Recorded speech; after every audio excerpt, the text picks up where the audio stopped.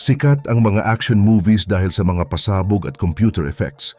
Pero noong taong 2003, niyanig ng isang lalaki mula sa Thailand ang buong mundo dahil sa isang bagay na halos hindi na natin nakikita sa screen.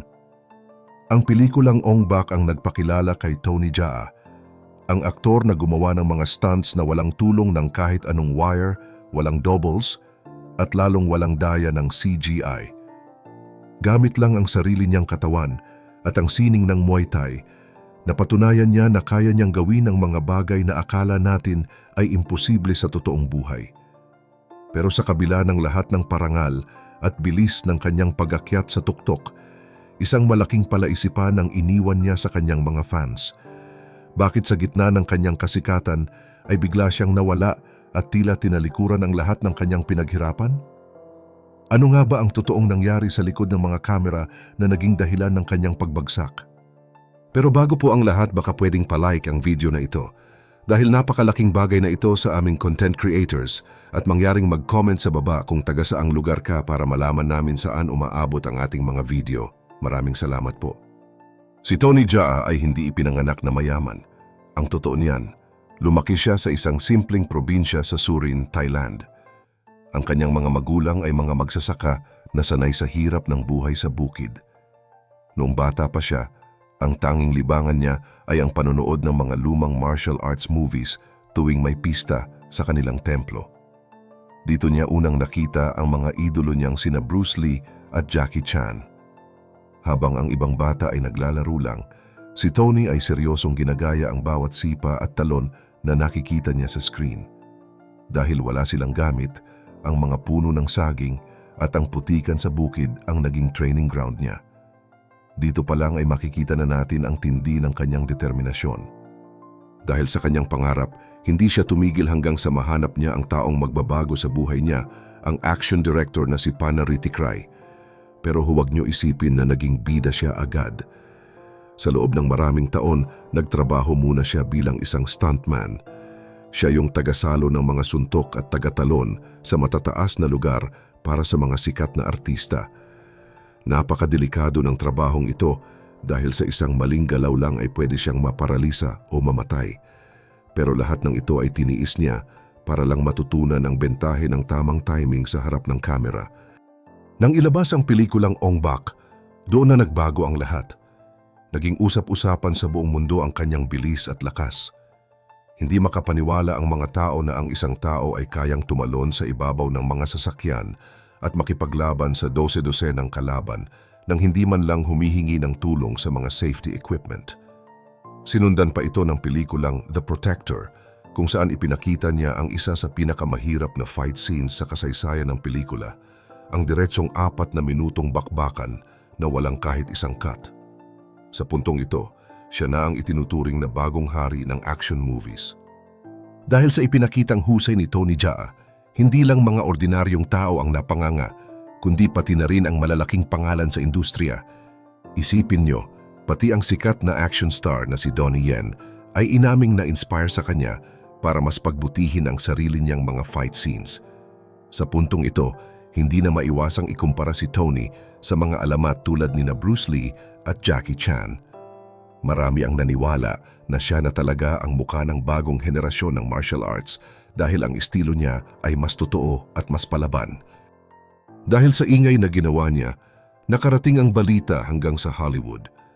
Alam niyo ba na si Jackie Chan mismo ay gustong-gusto siyang makasama sa pelikulang Rush Hour 3? Ito na sana ang malaking pintuan para maging world-class superstar siya sa Amerika, pero sa kasamaang palad, hindi ito natuloy dahil sa conflict sa schedule ng ginagawa niyang pelikula sa Thailand. Isang desisyon na maaaring nagpabago sana sa buong takbo ng buhay niya. Pero habang mukhang perpekto ang lahat sa harap ng kamera, unti-unti nang lumalabas ang mga lamat sa likod nito. Nagsimula nang magkaroon ng matinding tensyon sa pagitan ni Tony at ng kanyang mentor na si Pana Ritikrai. Sila na magkasamang nangarap mula simula, ngayon ay hindi na magkasundo sa mga desisyon sa paggawa ng pelikula. Napakabigat nito para kay Tony dahil hindi lang basta trabaho ang turing niya kay Pana, kundi parang pamilya na rin. Ang hindi pagkakaunawaan na ito ang naging dahilan kung bakit nakansela ang ilang proyektong inaabangan ng marami. Pero hindi lang doon nagtapos ang problema. Ramdam na rin ni Tony ang higpit ng hawak sa kanya ng Sahamongkol Film, ang studio na may hawak ng kanyang kontrata. Isipin nyo, kahit sikat na siya sa buong mundo, parang wala pa rin siyang kontrol sa sarili niyang buhay. Sila ang nagdidikta ng kanyang schedule, kung anong pelikula ang gagawin niya, at maging ang kanyang kikitain. Para siyang isang ibon na gustong lumipad ng mataas pero may mabigat na tali sa kanyang mga paa. Lalong lumala ang sitwasyon ng simula ng Ong Bak-tu. Dito, hindi lang siya bida, kundi siya na rin ang direktor. Sobrang bigat ng responsibilidad na ito at halos wala na siyang pahinga. Dumating sa punto na bigla na lang siyang nawala sa set ng shooting ng ilang linggo. Maraming kumalat na tsismis noon. May mga nagsabing nabaliw na raw siya o hindi na kaya ang stress. Pero ang totoo, pagod na ang kanyang isip at damdamin. Pakiramdam niya ay nakakulong siya sa isang sistemang hindi siya pinapayagang maging malaya. Kaya noong taong 2010, gumawa siya ng isang desisyong ikinagulat ng buong mundo. Sa gitna ng rurok ng kanyang kasikatan, pinili ni Tony Jaa na iwan ang lahat ng karangyaan at pumasok sa isang Buddhist monastery para maging isang monghe. Matapos ang mahabang pagninilay-nilay sa templo, nagpasya si Tony Jaa na bumalik sa mundo ng pelikula. Pero sa kanyang pagbabalik, hindi na pareho ang nadatnan niyang industriya. Ang dating mainit na suporta ay napalitan na ng nostalgia at ang momentum na hawak niya noon ay tila humina na. Sa mabilis na mundo ng showbiz, ang ilang taong pananahimik ay parang habang buhay na pagkawala. Sa pagkakataong ito, hindi na mga stunt ang kanyang pinakamalaking kalaban, kundi ang sarili niyang nakaraan. Marami ang nagtatanong, kaya pa ba niyang maabot ang rurok na minsan na niyang tinuntungan? Dito na pumasok ang mga oportunidad sa Hollywood. Dahil sa tatak na iniwan ng Ong Bak, hindi siya pinalampas ng international filmmakers. Noong 2015, nakuha niya ang isang role sa Fast and Furious 7 kasama sina Vin Diesel at Paul Walker. Malaking pelikula ito at milyon-milyon ang nakapanood, pero may napansin ang kanyang mga fans. Bakit parang naging maliit lang ang kanyang papel? Sa halip na siya ang bida, naging supporting character lang siya. Sinundan pa ito ng pelikulang XXX, Return of Xander Cage, pero ganoon pa rin ang nangyari. Mas maraming computer effects at mabilis na edit ang ginamit, kaya ang natural na galing ni Tony ay hindi masyadong naipakita. Para bang hindi alam ng Hollywood kung paano gagamitin ng tama ang isang alamat na katulad niya. Isa rin sa naging malaking hadlang sa kanya ay ang wika.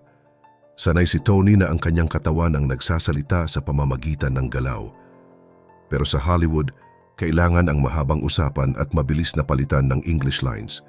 Dahil dito, madalas siyang bigyan ng mga role na kakaunti lang ang salita at puro aksyon lang. Hindi rin naging madali ang tuluyang pagkalas niya sa kanyang lumang studio sa Thailand. Inabot ng ilang taon ang legal na gulo bago siya naging malaya, at dahil doon ay halos naputol ang koneksyon niya sa industriyang nagpalaki sa kanya. Kahit na hindi na siya ang naging sentro ng bawat kwento, hindi matatawaran ang ambag ni Tony Jaa sa kasaysayan ng action movies. Siya ang nagtulak sa ibang mga aktor na gawing mas totoo at mas seryoso ang kanilang mga fight scenes. Binago niya ang pamantayan ng martial arts cinema nang patunayan niya na kayang baguhin ng isang batang galing sa bukid ang mukha ng pelikula sa buong mundo. Siguro hindi niya narating ang taas na inaasahan ng marami, pero ang marka niya ay hinding-hindi na mabubura. Sa huli, ang kwento ni Tony Jaa ay isang paalala na kahit gaano kakalakas, may mga laban pa rin talaga na hindi nakukuha sa suntok o sipa. Minsan, ang pinakamahirap na kalaban ay ang sistema sa likod ng kamera. Kayo, sa tingin niyo ba ay nasayang lang ang potensyal ni Tony Jaa sa Hollywood o sapat na ang legacy na iniwan niya para masabing naging matagumpay siya? Naniniwala ba kayo na mas mahalaga ang peace of mind kaysa sa kasikatan na puno naman ng stress at gulo? Ibahagi mo naman ang opinion mo sa comments below at huwag rin kalimutang mag-like at subscribe para sa mas marami pang updates gaya nito.